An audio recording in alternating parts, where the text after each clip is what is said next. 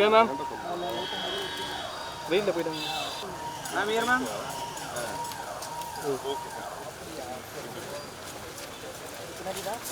நாயகி அபிநயா அவர்கள்.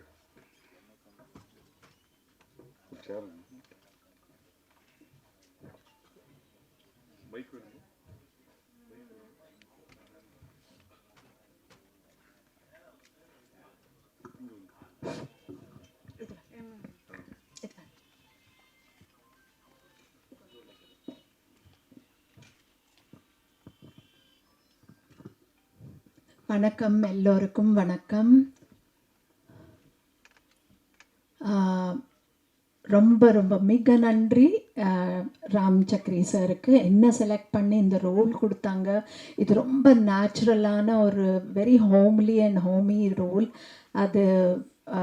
அதுக்கு நான் வந்துட்டு ரொம்ப ரொம்ப thanks. Plus hats off to you sir for giving me this opportunity. And அவ்வளோ ஸ்கில்ஃபுல்லான ஒரு டைரக்டர். தேங்க்யூ. ஸோ எனக்கு என்னோட திறமையை பார்த்து என்னோட ஸ்கில் செட்டுக்காக என்னோட டைரெக்டாக கம்யூனிகேட் பண்ணி ஸ்கிரிப்ட்லேருந்து எல்லாமே ஸ்டெப் பை ஸ்டெப் அந்த வேலை எல்லாமே அசிஸ்டன்ட் டைரக்டருக்கு கொடுக்கலாம். ஆனால் கொடுக்காம டைரெக்டாக பர்சனலாக இன்வால்வ் ஆகி என்னை கைட் பண்ணி இந்த ரோலுக்கு கொண்டு வந்திருக்காங்க. ரொம்ப ரொம்ப தேங்க்ஸ் உங்களுக்கு சார். தென் ப்ரொடியூசர் சார், உங்களுக்கு ரொம்ப தேங்க்ஸ். ரொம்ப ஸ்மூத்தாக எல்லாமே அந்த ஷூட்டிங் செட்ஸில் எல்லாமே ரொம்ப ஸ்மூத்தாக ஒரு இந்த ப்ராஜெக்ட் போயிருக்கு. ரொம்ப ரொம்ப தேங்க்ஸுங்க. So my father figure and king மாதிரி எனக்கு ஃபிகர் வந்துட்டு சமுத்திரகாணி சார். ரொம்ப ரொம்ப தேங்க்ஸுங்க. அவங்களுக்கு தேங்க்ஸ் சொல்கிறேன். முதல்ல வந்துட்டு ரொம்ப சீரியஸாக இருந்துட்டு இருப்பார். ஸோ எனக்கு கொஞ்சம் நர்வஸாக இருக்கும். ஆனால் ஓவர் த இயர்ஸ் நாங்கள் இவ்வளோ பழகினது, எங்களோட பாண்டிங் இதெல்லாமே ரொம்ப இதுவாக இருக்கும். அக்செப்ட் பண்ணி என்ன இதுக்குள்ளே கொண்டு வந்திருக்காங்க. ஸோ இதுக்கு வந்துட்டு ஃபஸ்ட்டு டைரக்டர் சார் வந்துட்டு ஸ்கிரிப்ட் அதெல்லாமே என்ன கைட் பண்ணுவாங்க.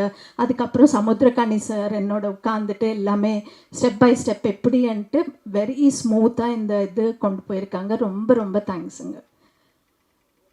தென் next thanks is to the Gautham sir.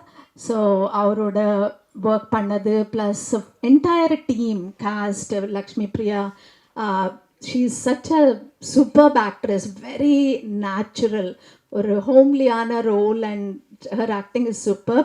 And Karan ரொம்ப ஒரு வெரி சிங்க் ஆகிட்டோம் நாங்கள் எல்லாமே. அவ்வளோ இதுவாக as a team very natural. அந்த ஃபியர் அந்த நர்வஸ்னஸ் இல்லாமல் எல்லாருமே அவ்வளோ ஒரு ஃபேமிலியாக நாங்கள் டீமாக ரொம்ப நல்லபடியாக பண்ணியிருக்கோம். We also gel like that. நம்மளோட அந்த சிங்க்ரனைசேஷன்ன்றது ரொம்ப நல்லபடியாக இருந்துச்சு. So thank you. I thank my family, my husband, my friends and fans, all of you. Thank you press and media, and thank you everybody. Thank you Abhi. எல்லாருக்கும் வணக்கம். ஃபர்ஸ்ட் ஆஃப் ஆல் எனக்கு இந்த அழகான கேரக்டருக்கு என்னை சூஸ் பண்ணி எனக்கு இந்த ஆப்பர்ச்சுனிட்டி கொடுத்ததுக்கு ப்ரொடியூசர் அண்ட் டிரெக்டருக்கு ரொம்ப ரொம்ப தேங்க்ஸ். இது படத்தை தாண்டி இந்த மூவியில் நான் நிறைய நல்ல மனிதர்களை சந்தித்தேன்.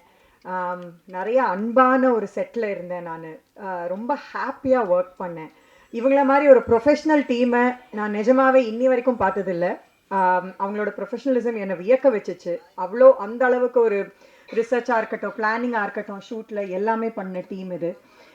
ஐ really want to thank the entire team of assistant directors. அவங்க ரொம்ப உழைச்சிருக்காங்க இந்த படத்துக்காக. ஏன்னா பீச் சைடில் ஷூட் பண்ணோம், நீங்கள் பார்த்துருப்பீங்க. வெயிலில் ஒருத்தர் கூட ஒரு சோர்வடையாமல் ஃபுல்லாக எல்லா நேரமும் ஆனால் சிரிச்ச முகத்தோடையே வேலை செஞ்ச மொத்த டீம் எல்லாம் அங்கே இருக்காங்களா, ஸ்ப்ரெட் ஆகிருக்காங்க தெரியல. பட் அசிஸ்டன்ட் டைரக்டர்ஸ்க்கு ரொம்ப நன்றி. எல்லாரோட நான் இந்த செட்டில் வந்து நிறைய அன்பு, எளிமை இருந்துச்சு. அதுதான் எங்கள் படத்துலேயும் டிரான்ஸ்லேட் ஆகிருக்குன்னு நான் நம்புகிறேன். நீங்கள் பார்த்த ஃப்ரேம்ஸாக இருக்கட்டும், Yuvarajan team excellent work. And music பற்றி சொல்லணுன்னா, எவ்வளோ நான் ஒரு படத்தில் நடிச்சிருக்கேன், அந்த படத்தோட பாட்டு எனக்கே ரொம்ப பிடிச்சிருக்குன்னா அது எவ்வளோ ஒரு ஜாலி இல்லை? அந்த மாதிரி தான் நான் ஃபீல் பண்ணுறேன். இப்போது எனக்கு ரொம்ப பிடிச்சிருக்கு. It is been my favourite song. இது பார்த்தீங்கன்னா ரிப்பீட்டில் போட்டு கேட்குற பாட்டு தான் இது. So thank you very much for a song sir. ஃபைனலாக என்னோடய ப்ளேலிஸ்ட்டில் ரிப்பீட்டில் கேட்க ஒரு பாட்டு இருக்குது எனக்கு. ஸோ ஃபேமிலியை கூட்டிகிட்டு போய் எல்லாருமா எந்த வித கவலையும் இல்லாமல், ஐயோ நம்ம பசங்க இந்த படத்தை பார்க்கலாமா, அவங்கள கூட்டிகிட்டு போகலாமா, என்ன இருக்கும், அதெல்லாம் எந்த வரியும் இல்லாமல் ஃபேமிலியோடு போய் பார்க்கக்கூடிய ஒரு படம், நிறையா அன்பு நிறைந்த படம். ஸோ இந்த மாதிரி படங்களை ப்ளீஸ் போய் தியேட்டரில் பார்த்து சப்போர்ட் பண்ணுங்கள். அவ்வளோதான். Thank you very much. சாரி, நான் இங்கே பேசுகிற டென்ஷனில் நான் ரொம்ப முக்கியமாக சொல்லணும்னு நினச்சதையே மறந்துட்டேன். இந்த மூவியில் எனக்கு கிடைச்ச பெரிய கிஃப்ட் வந்து கனி சார் கூட ஒர்க் பண்ணுற ஆப்பர்ச்சுனிட்டி. அண்ட் நான் கனி சார் கூட ஒர்க் பண்ணும்போது ஃபஸ்ட்டு எனக்கு ஆக்சுவலாக எக்ஸைட்டிங்காக இருந்தது. சரி, ஒரு பெரிய ஆக்டரோட நடிக்க போகிறோன்னு. ஆனால் செட்டுக்கு போனதுக்கப்புறம் அவர் வந்து ஒரு ரொம்ப அழகான ஆக்டர்னு உங்கள் எல்லாருக்கும் தெரியும். அதையும் தாண்டி ரொம்ப அழகான மனிதர். அவரோட ஒர்க் பண்ணது வந்து இட் வாஸ், நான் எப்படி சொல்லனே தெரியல. இவ்வளோ ஒரு என்கரேஜிங்காக ஒரு செட்டில் ஒருத்தர் இருந்து நான் பார்த்ததே இல்லை. வார்த்தைக்கு வார்த்தை எல்லாரையும் என்கரேஜ் பண்ணுவார். நீங்கள் நல்லா பண்ணியிருக்கீங்க, ஏதாவது ஒரு ஷாட் நல்லா இருந்ததுன்னா போயிட்டு என்கரேஜ் பண்ணுவார். யாராக இருந்தாலும், யார் நல்ல வேலை பண்ணாலும் கூப்பிட்டு என்கரேஜ் பண்ணுவார். ஸோ நான் மறுபடியும் இந்த செட்டு வந்து ரொம்ப ஒரு அன்பான செட்டாக இருந்ததுன்னு நான் சொல்கிறதுக்கு ரொம்ப முக்கியமான காரணம் கனி சார். நான் ரொம்ப சொல்லணும்னு நினச்சேன் சார், மறந்துட்டேன். அதனால் நான் வந்து ரொம்ப தேங்க்ஸ் சார். உங்க கூட ஒர்க் பண்ணதில் எனக்கு ரொம்ப சந்தோஷம்.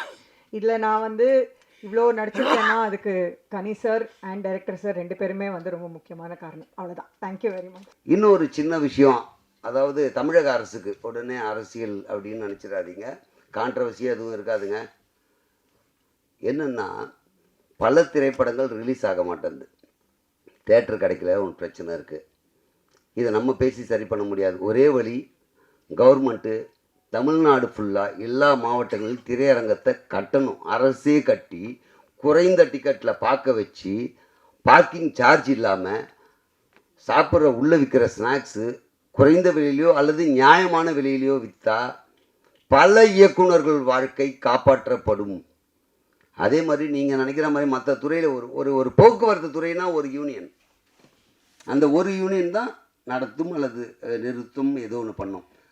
சினிமாவில் ஒரு சீன் எடுக்கிறதுக்கு நாங்கள் 24 கிராஃப்ட்டு ஒன்றா சேரணும். இந்த 24 யூனியனும் வாழ்ந்துட்டுருக்கு. ஸோ அந்த 24 யூனியன் வாழ்க்கையை காப்பாற்ற வேண்டியது யார் அப்படின்னு பார்த்தீங்கன்னா, இன்றைக்கி அரசுக்கும் பொறுப்பு இருக்குது. பல திரைப்படங்கள் ரிலீஸ் ஆகாதனால நிறைய பேர் வாழ்க்கை ஸ்தம்பிச்சு போகுது. சினிமா நாங்கள் என்டர்டெயின்மெண்ட் தானங்கன்னா இல்லை, பலருடைய வாழ்க்கை. உங்களுக்கு பொழுதுபோக்காகவும் பல கருத்துக்களையும் சொல்லி இருந்தாலும் கூட பலருடைய வாழ்க்கை, பலருடைய லட்சியம். இயக்குனருக்கு அது லட்சியம், இசையமைப்பாளருக்கு லட்சியம், பாடலாசிரியருக்கு லட்சியம், அவங்களுக்கெல்லாம் லட்சியம் இந்த படம் மூலிமா நம்ம வெளியே வந்துட மாட்டோமான்னு. டெக்னிக்கலாக இருக்கிறவங்களுக்கு லைஃப், ஒரு நாள் வேலை கிடைச்சா அவங்க குடும்பத்தை அவங்க நடத்தி செல்ல முடியும். அப்போது இதுக்கு செவி சாய்த்து அரசு திரையரங்களை கட்டுங்கள், கட்டிட்டு குறைந்த விலையில் டிக்கெட் பண்ணிங்கன்னா சென்சார் போர்டு, அதுக்கு நிறைய வரமுறை இருக்குது. சென்சார் போர்டில் என்றைக்கு வந்து இந்த படம் சென்சாருக்கு வந்தது, அந்த வரிசையில் இந்த படத்தை ரிலீஸ் பண்ணுறதுக்கு இந்த டேட் தரோம், அப்படி வரிசைப்படுத்தி கொடுத்தா எல்லா படமும் ரிலீஸ் ஆகும். ஸோ எங்களுக்கு வாழ்வாதாரம் உயரும், பல ஆரோக்கியமான படங்கள் வரும். நிறைய பேர் சொல்லுவாங்க நல்ல கதையத்தான் பார்க்க தயாராக இருக்காங்க, நல்ல படம் எடுங்க, மக்கள் பார்ப்பாங்க. தேட்டருக்கு வந்தால் தானேங்க பார்க்குறதுக்கு, தேட்டரே கிடைக்கலையே, அதுதானே பிரச்சனையே. நல்ல கதை இருக்குது, நல்ல படம் இருக்குது, ரிலீஸ் ஆனதானங்க நீங்கள் பார்ப்பீங்க, ரிலீஸ் ஆகிறதுக்கு தேட்டர் எங்கே இருக்குது? இது நான் கான்ட்ரவர்சிக்காக பேசுகிறேன். இது உண்மையிலேயே நான் சிறு வேடமாக நடித்த 14 படம் இன்னும் ரிலீஸ் ஆகலை. எனக்கு ஒரு ஏக்கம் இருக்கும்ல, இந்த படம் ரிலீஸ் ஆனால் நமக்கு லைஃப் கிடச்சிடா, இந்த படத்தை மூலிமா நம்ம வெளியே தெரிஞ்சிட மாட்டோமான்னு ஒரு எண்ணம் இருக்கும்ல. அந்த மாதிரி பார்த்திங்கன்னா ஒரு சாதாரண விஷயம், ஒரு 14 படம்னா அப்போ எவ்வளோ படம் நின்று இருக்கோம் பாருங்கள். ஆனால் இந்த படம் எனக்கு ஒரு லைஃப். மேடை ஏறி மைக்கு முன்னாடி வந்துட்டாவே போய் சொல்லுவாங்களே, அதே மாதிரி சொல்கிறேன்னு நினைக்காதீங்க. படமே இன்னும் ரிலீஸ் ஆகல, எப்படா லைஃப்னா இந்த படத்தில் எனக்கு நம்ம ராம் சார் வாய்ப்பு கொடுத்தாரு. இந்த வாய்ப்பு மூலயமா கணி சார் அவருடைய படத்தில் எனக்கு மிகப்பெரிய ஒரு ரோல் கொடுத்துருக்காரு. ஸோ அதனால் இந்த படம் எனக்கு ஒரு லைஃப்பை கொடுத்துருக்குன்றது தான் நிதர்சன உண்மை. ஒரு படம் நடித்து வெளிவரதுக்கு முன்னால் எனக்கு ஒரு லைஃபையே கொடுத்துருக்கு அப்படின்னும் போது, இந்த படம் வெளிவந்தப்புறம் நிச்சயமாக 100% எல்லா ஆண்களும் ஒரு சொட்டு கண்ணீர், அதை உடனே சோகமான படம் நினச்சி இது வேறு போட்ட போகிறீங்க, எனக்கு வேறு பயமாக இருக்கீங்க, என்ன பேசணும்னு தெரியல மைக்கு முன்னாடி வந்துட்டா. அதனால் இது சோகமான படம் இல்லை, அவனுடைய வலியும் வேதனையும் வெளிக்காட்டக்கூடிய படம். அப்படியேப்பட்ட படத்தை நீங்கள் ஆதரிப்பீங்கன்னு முழுசாக நம்புகிறோம். நாங்கள் எவ்வளோ காஸ்ட்லி கேமராவில் எடுத்து எவ்வளோ பெரிய நடிகர் நடித்தாலும் எவ்வளோ பண்ணாலும் நீங்கள் தான் கொண்டு போய் சேர்க்க முடியும். மீடியா மட்டும்தான் இந்த படத்தினுடைய விமர்சனத்தை கொடுத்து வெற்றி பெற செய்ய முடியும், மக்களையே கொண்டு சேர்க்க முடியும்ன்ற பெரிய நம்பிக்கை இருக்குது. அதனால் தயவு செஞ்சு இந்த படம் எல்லாரும் பார்க்கறதுக்கு தேட்டருக்கு வாங்க.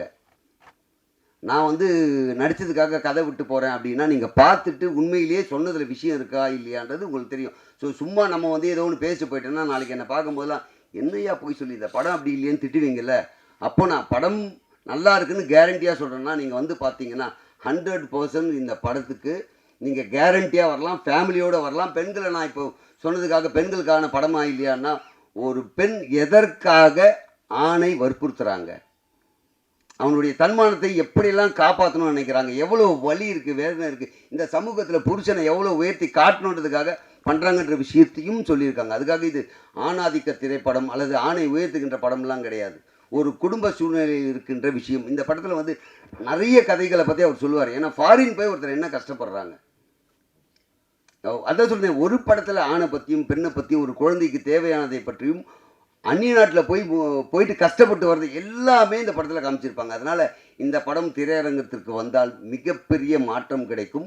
அது லைஃபே சேஞ்ச் ஆகும்னு நினைக்கிறேன். எல்லார் குடும்பத்திலையும் இனிமேல் இப்படி தான் இருக்கணும், இப்படி இருக்கலாம், இது சரி இது தப்புன்ற பல விஷயம் புகுத்தி கொடுத்துருக்கிற படம். உண்மையிலேயே அனைவரும் வெற்றி பெற செய்வீர்கள் என்ற முழு நம்பிக்கையோடு விடைபெறுகிறேன். நன்றி, வணக்கம். தேங்க்யூ.